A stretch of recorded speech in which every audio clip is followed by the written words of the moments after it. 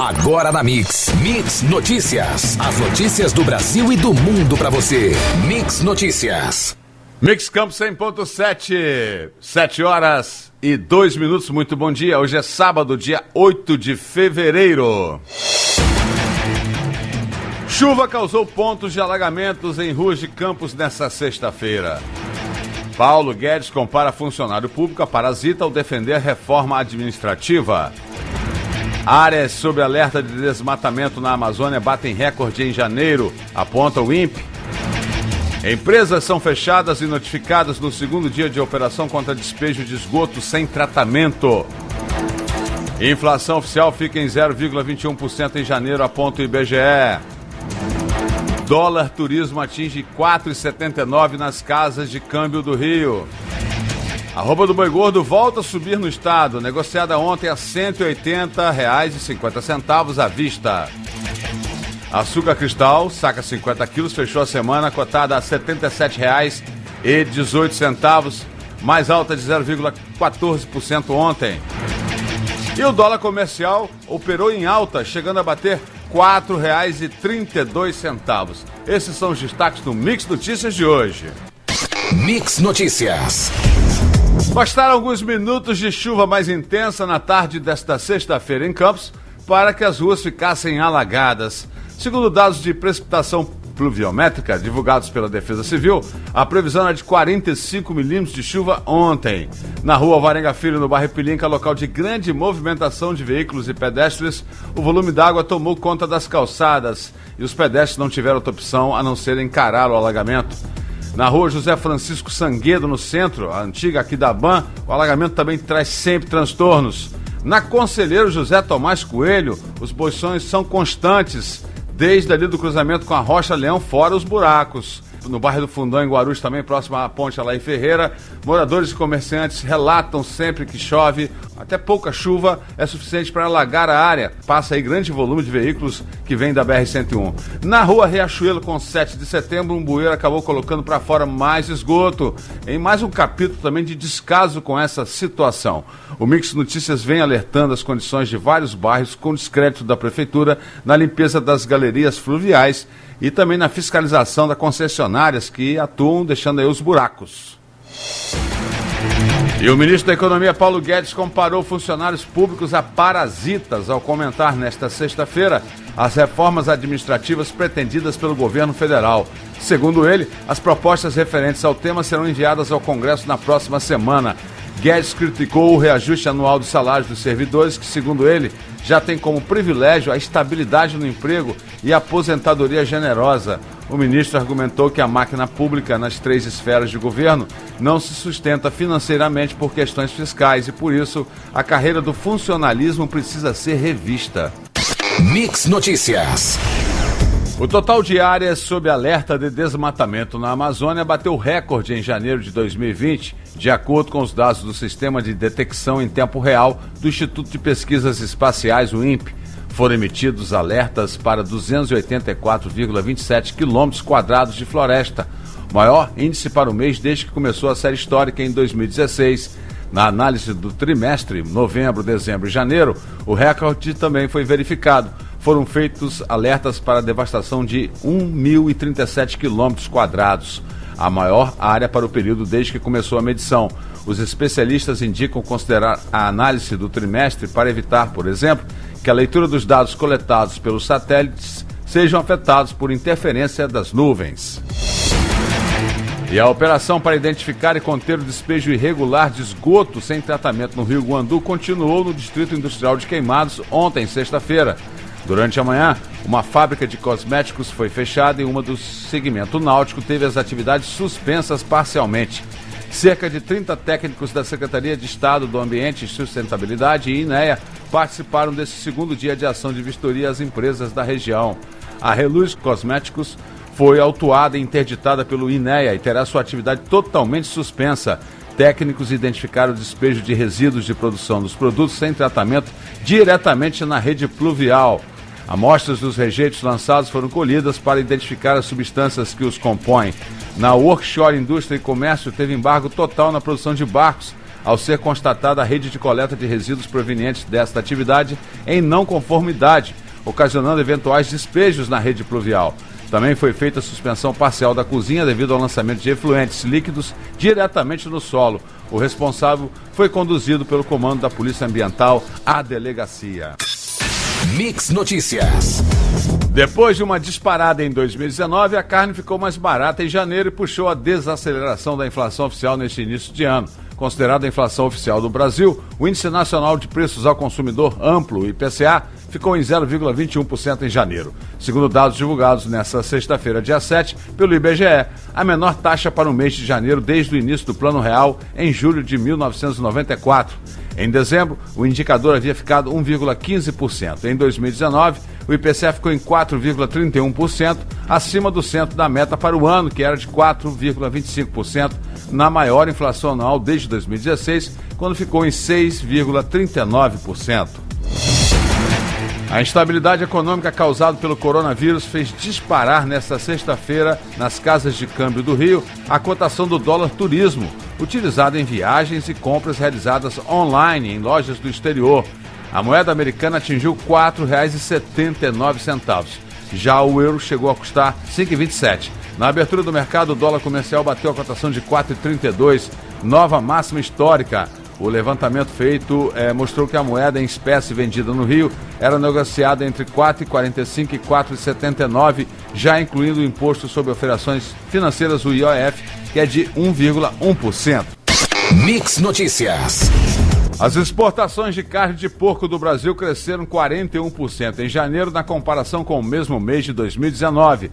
Foram vendidas ao exterior 68,5 mil toneladas, ante 48,5 mil no mesmo período anterior. Segundo a associação que representa os exportadores do setor, foi o melhor desempenho para o mês na história das vendas ao exterior do setor. Em valores, a receita das vendas foi de 164,1 milhões de dólares, resultado 78,9% maior que o saldo registrado em janeiro de 2019.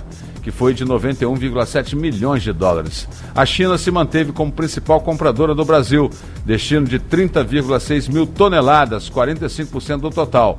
O país asiático cresceu suas importações em 252% na comparação com o mesmo período do ano passado, que era de 8,7 mil toneladas.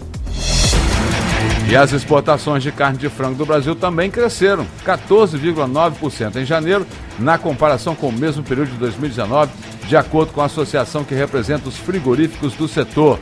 O número considera todos os produtos negociados, entre in natura e processados. As vendas para o exterior somaram 323,8 mil toneladas no mês, contra 281,7 mil toneladas de janeiro do ano passado.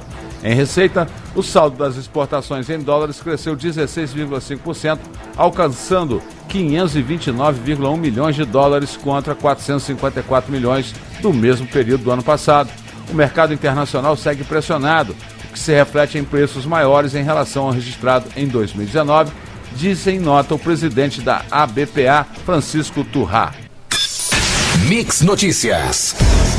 A Academia Brasileira de Letras divulgou nota de repúdio nesta sexta-feira contra o memorando da Secretaria de Educação de Rondônia, que mandou recolher 43 obras literárias das escolas estaduais, incluindo clássicos como Memórias Póstumas de Brás Cubas, de Machado de Assis, Macunaíma, de Mário de Andrade, e Os Sertões, de Euclides da Cunha. Segundo a Academia, a atitude da SEDUC é uma censura que atinge a literatura e as artes. Outras entidades também reagiram ao pedido do governo para recolher os livros das escolas. Para a Ordem dos Advogados do Brasil, o documento viola os mais caros princípios e garantias fundamentais da Constituição Federal. As atitudes da reverenda Jane Silva como secretária adjunta da Cultura começaram a incomodar tanto servidores, pelo tratamento considerado intolerante, quanto a categoria devido à demissão de antigos diretores técnicos. Escolhida por Regina Duarte, que disse sim a Bolsonaro há uma semana, mas ainda não assumiu. Porém, a liberdade de Jane extrapolou os limites. Os servidores relatam que ela toma decisões na pasta sem sequer avisar a Regina Duarte. Ela chegou a demitir alguns funcionários sem que a atitude fosse comunicada e trocou, por exemplo, os diretores da Subsecretaria de Diversidade para colocar à frente pessoas com perfil conservador alinhados ao da reverenda. Entre os pedidos da secretária adjunta para os funcionários está a determinação para que todos colocassem a foto de Jair Bolsonaro com a faixa presidencial na tela de fundo do computador. Quem conviveu com a reverenda também pontua que ela tem comportamento intolerante e impaciente com os subordinados. Mix Notícias. Brasileiros que embarcaram em Wuhan, na China, a caminho de Anápolis, compartilharam fotos da viagem de volta ao Brasil nesta sexta-feira. Nas imagens, eles relatam que passaram por um check-up antes de embarcar e a ansiedade de voltar para casa. Todos aparecem usando máscaras cirúrgicas e dentro do voo há pessoas com roupas de proteção para o corpo todo. Chegando ao Brasil, eles ficarão hospedados nos hotéis de trânsito da base aérea de Anápolis, a 55 quilômetros de Goiânia. As 38 suítes com aparelhos de ar-condicionado, TVs e frigobar estão prontas para recebê-los. E a previsão da chegada da Força Aérea Brasileira é de que o grupo chegue até a madrugada deste domingo. Durante o tempo em que ficarem na base aérea, só poderão sair dos quartos usando máscaras cirúrgicas. Eles devem ter seus sinais vitais monitorados 3 vezes ao dia. Diante de qualquer alteração mais grave no quadro clínico, a pessoa envolvida será transportada, caso necessário, para o hospital de base em Brasília. Após o período de quarentena, os brasileiros poderão ir para suas respectivas cidades. Depois, caso queiram voltar para a China, as despesas são por conta própria. A FAB deu detalhes sobre as adaptações que estão sendo feitas na base aérea de Anápolis para receber o grupo. Foram adquiridos itens novos como roupas de banho, berços, fraldas e até cortinas com material anti-alergênico. Mix Notícias. Um avião fretado pelo governo dos Estados Unidos com brasileiros a bordo aterrissou no aeroporto de Confins, na Grande Belo Horizonte, por volta das 11h40 desta sexta-feira, 11h40 da noite. Segundo o Itamaraty, 130 brasileiros estavam no voo. O governo do presidente Jair Bolsonaro tem facilitado a deportação de cidadãos que vivem irregularmente nos Estados Unidos, o que representa uma mudança em relação à política de governos anteriores. Esse é o terceiro voo de deportados autorizado pelo governo brasileiro. Em outubro de 2019, chegou a Belo Horizonte um primeiro voo com cerca de 70 pessoas. Foi a retomada de uma medida que não era aceita pelo Brasil desde 2006, quando o último voo com deportados chegou também a Minas Gerais. O segundo voo aterrissou em janeiro deste ano com dezenas de brasileiros. As autoridades japonesas detectaram 41 novos casos de infecção por coronavírus a bordo do cruzeiro Diamond Princess, que está sob quarentena no porto de Yokohama, no Japão. Com isso, sobe para 61 os casos confirmados a bordo, sem contar com o residente de Hong Kong que saiu do navio na região administrativa especial chinesa. O ministro da Saúde do Japão informou em conferência de imprensa que 21 dos 41 novos casos confirmados são japoneses. Dentre os demais infectados estão 8 norte-americanos, 5 australianos, 5 canadenses, além de um britânico e um argentino, que vem a ser o primeiro caso de infecção em nacionalidade latino-americana. Mix Notícias. O BNDES anunciou nesta sexta-feira o lançamento do programa Crédito Rural, que terá inicialmente 1,5 bilhão de reais para projetos de investimento e aquisição isolada de máquinas e equipamentos. O prazo dessas operações pode chegar a 15 anos para projetos de investimento e a 10 anos para aquisição de bens de capital, com a participação do BNDES em até 100% dos itens financiáveis. As vendas de soja do Brasil registraram um ritmo forte essa semana, com a China, principal compradora da oleaginosa brasileira, aproveitando uma taxa de câmbio favorável e os fretes marítimos em queda, o que reduz custos, segundo agentes do mercado. Os negócios têm avançado no Brasil, o maior exportador global de soja, apesar do ritmo de colheita estar levemente abaixo do registrado nos últimos anos, conforme dados de alguns analistas. Você ouviu Mix Notícias. Mix.